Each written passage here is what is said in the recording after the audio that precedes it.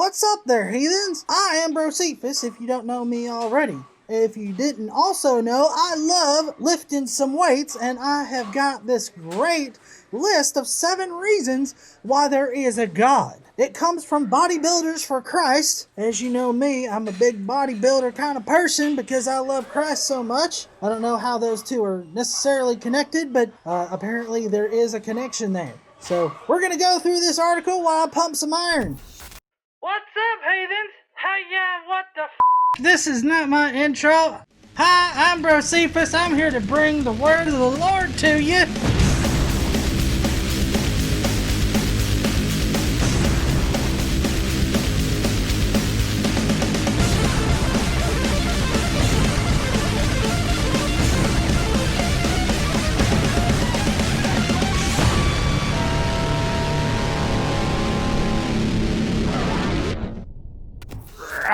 How do I know there is a God? Well, there are a lot of reasons why God exists.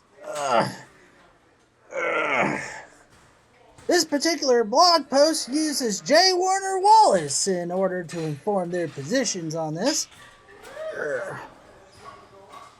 G don't like him too much because he finds him to be a piss poor detective. That has ended up with him being blocked on Twitter. Rightfully so. I don't know who would put up with that jackass for more than a few minutes.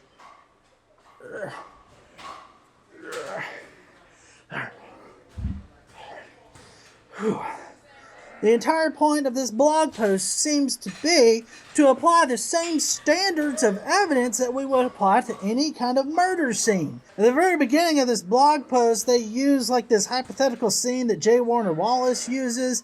I don't know, some guy kills his girlfriend, probably because she didn't read 2 Timothy what the fuck ever and didn't shut the fuck up and all this other stuff. So, I mean, there's just this whole scene where the guy has definitely killed his girlfriend, and it's all hypothetical, but it's to prove a point. Atheists don't apply the same standards of evidence that they do for the existence of God that they do for a murder. How is that real? How is that rational? Huh? How does that make any kind of goddamn sense? You have to apply the same standards of evidence for God's existence as you do for a murder, you dirty atheists. Time for another sip. Alright, let's get to these evidences, shall we? 1. There was a beginning. You may be asking yourself, why is this even important? Well, as you all know, something can't come from nothing, dipshit. And nothing is a lack of anything. Atoms, energy, space-time, all of that shit. Alright, pause.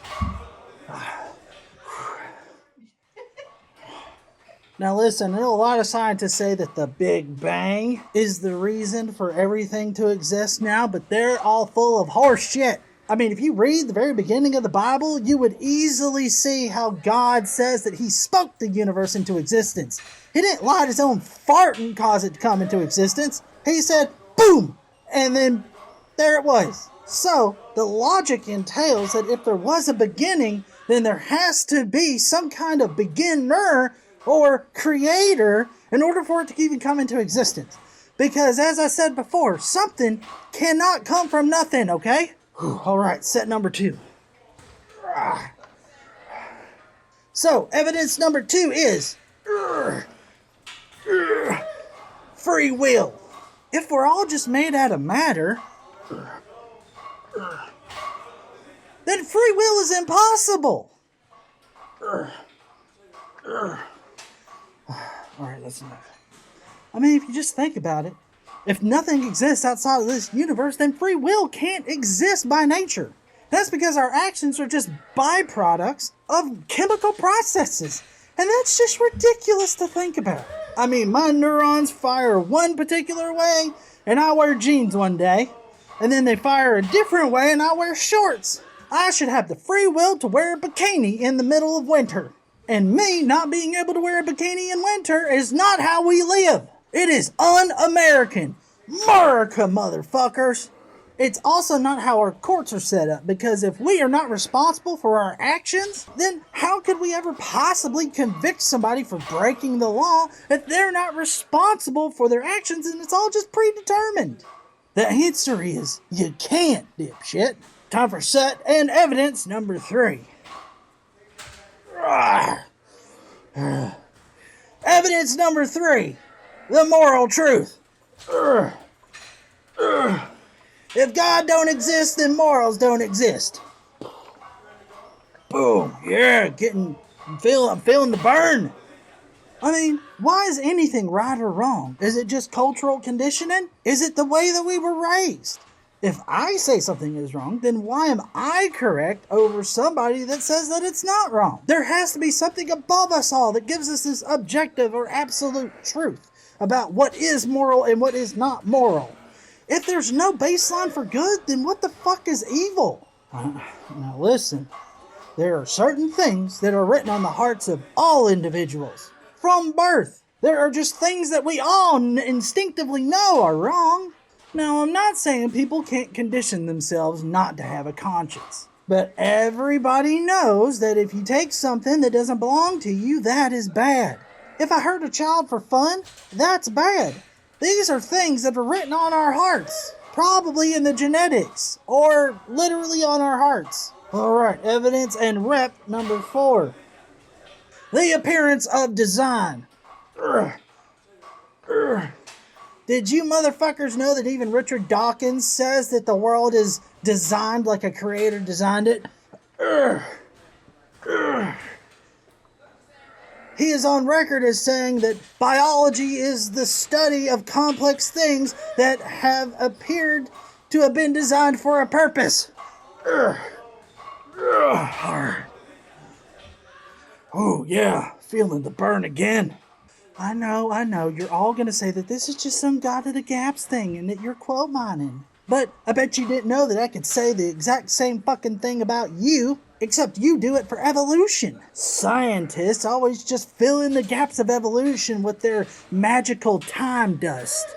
The bacterial flagellum has over 40 parts that work like a gearbox. I mean, from the complexity of one single human cell to the unlikelihood that we would even exist in this universe, it all points to a designer. I mean, just listen, if we were farther away from the sun, we'd freeze. If we were closer to the sun, we'd burn up, like we were in hell. The sun is the perfect size and age to sustain life. How can you do that without a creator? Our planet even has water. How many other planets out there can we say has water, huh? The solar system is even the perfect size and shape to sustain life. I mean, could there possibly be life elsewhere in the universe? Of course. But that itself does not shake my faith. But I would say that the chances are slim that life exists elsewhere, so therefore it probably doesn't. Now, I've heard some atheists out there claim some shit about a multiverse, or some kind of universe generator. But do these atheists out there hold themselves to the same standard for a multiverse or this universe generator bullshit? No, of course they don't. Alright, set and evidence number 5. Oh boy. Human consciousness. There is a distinct difference between our minds and our brains. Our brains are the physical manifestation of the minds. Obviously, we can hook cords and shit up to our brains and we can see the various neurons firing, but that can't read our thoughts.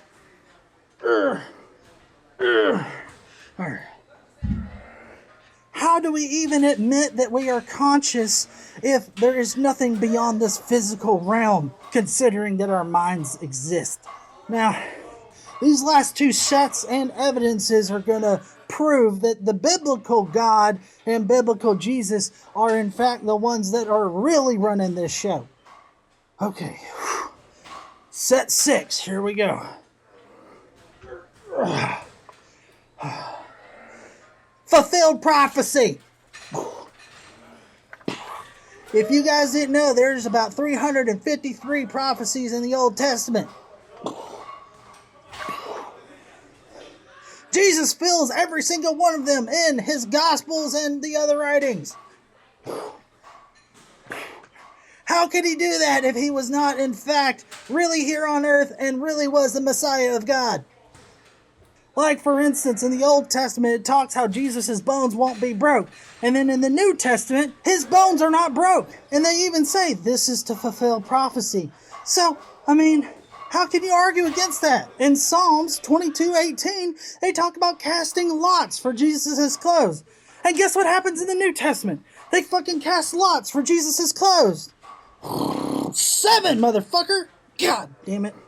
Phil won again. Shit. The Old Testament predicted that he would be born in Bethlehem, and lo and behold, in the New Testament, in Matthew, he's born in Bethlehem. How do you explain that unless he was God himself? Alright. Final set. You guys ready? Alright. The disciples were persecuted and killed for their faith. Now, some atheists out there might be saying that the disciples, or the first people to believe in Jesus, were just brainwashed. Well, I am here to tell you that they were not, because those that are usually brainwashed are usually not the first witnesses, but in Christianity, they are the first witnesses. Oh, yeah. Oh. You see, why would the first witnesses die for a lie? They just simply wouldn't. And like I said, they definitely weren't brainwashed, so how else can you explain the Gospels and Paul's writings if Jesus wasn't actually the Son of God? It just shows that they truly believed in what they saw, and they really believed that Jesus was the Son of God. Therefore, he was the Son of God. I don't see how you can dispute this. I don't see how you could dispute this at all. So, alright, thank you all for coming to my Christian TED Talk while I worked out. Got a good burn-in today. If you feel so inclined to work out and lift dumbbells or whatever the fuck to this video, I would much appreciate it. And I guess I'll be seeing you dumb motherfuckers later, because I'm speaking to the atheists here, not the Christians. If you're a Christian, you're not dumb.